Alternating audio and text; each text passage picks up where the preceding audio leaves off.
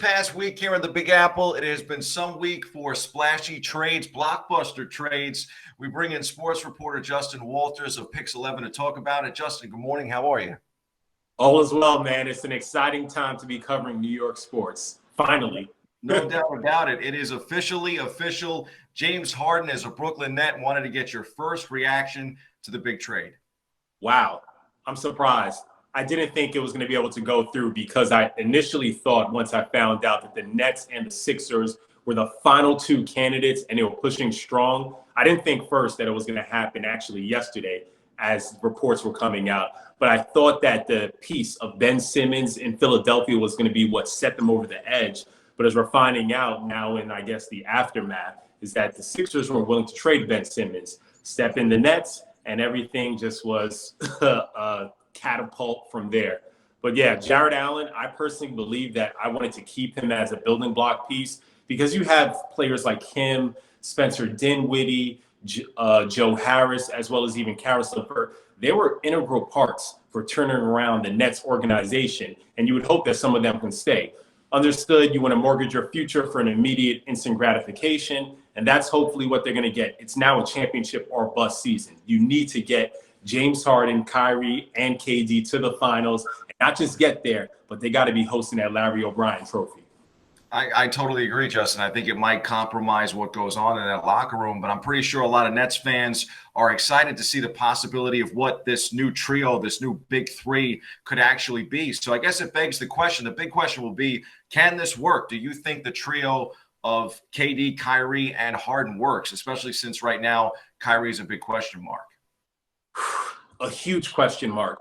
We're still not sure what his personal reasons are, and the Nets have been shut on sharing or disclosing any of that information. It can work, but with a caveat. There's only one basketball to go around. You have two people that are ball dominant, being Kyrie and James Harden.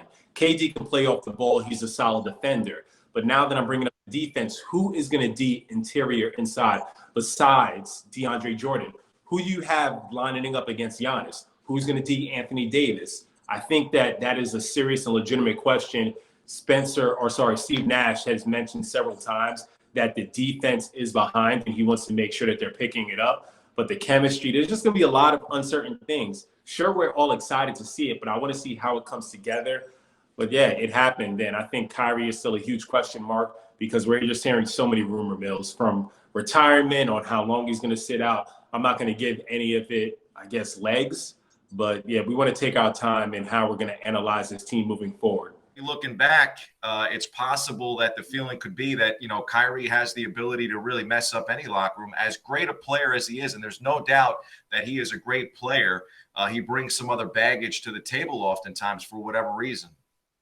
He does, but I am really walking a tightrope, and I do not want to speculate what these personal reasons are. And I just really don't know what it may be. I know people are sharing that it could be something connected to the Capitol attack, but I do think it's something more. And if it is, I am always a firm believer that your disrespect should be as loud as the apology. So if people are going to come out there and say all these things about him, because sure, there are things that he has said in the past that have given people reasons to pause. The earth being flat. And I think we can go down the list.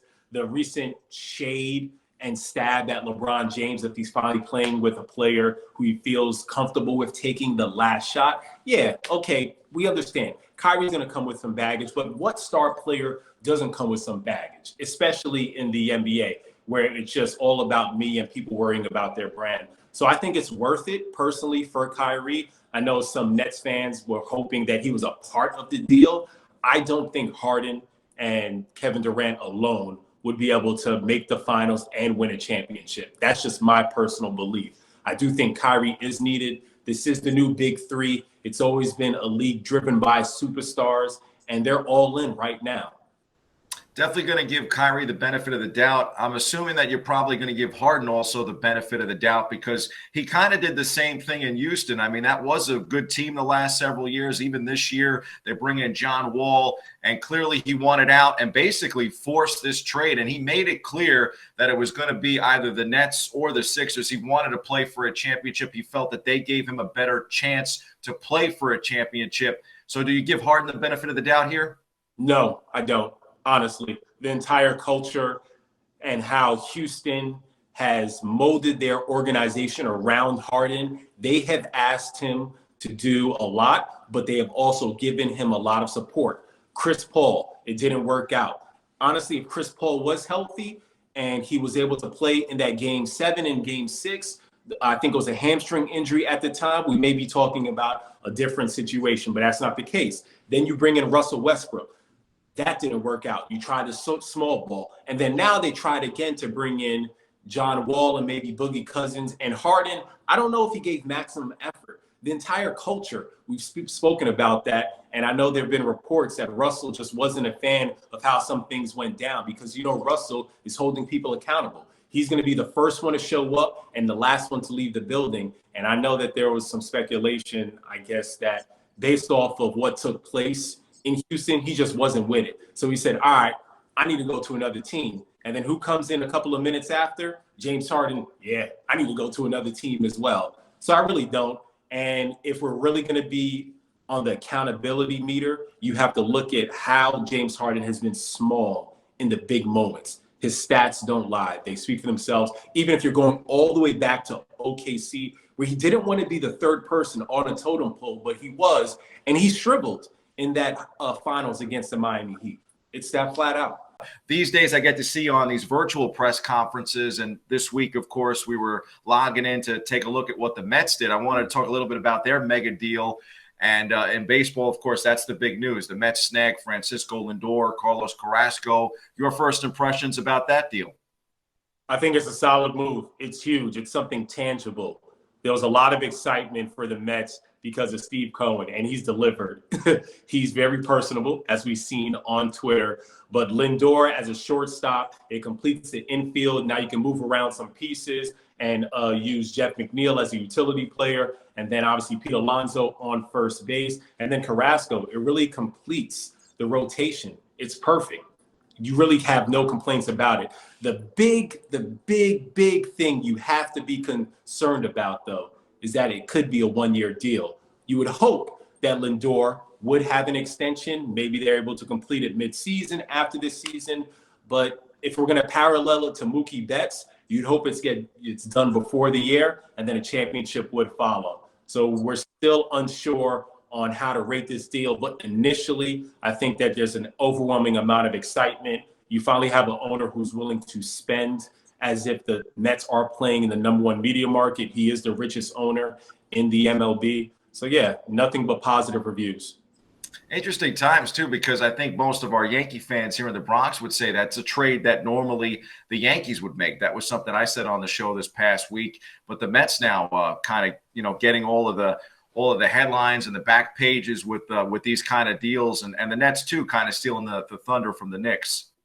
Yeah, if you're going to be frank also, I think it's fair to say that the Mets have had more success in the past decade than the Yankees. Of course, if you go beyond that, you have over 20 championships.